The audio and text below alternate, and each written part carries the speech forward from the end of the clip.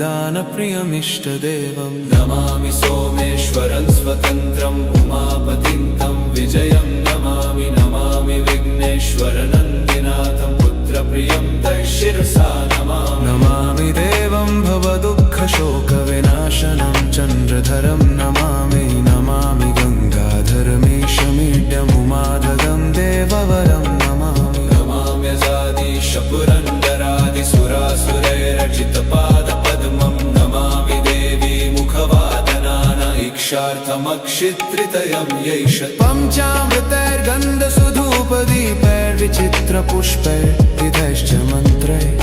अन्नप्रकारैः सकलोपचारैः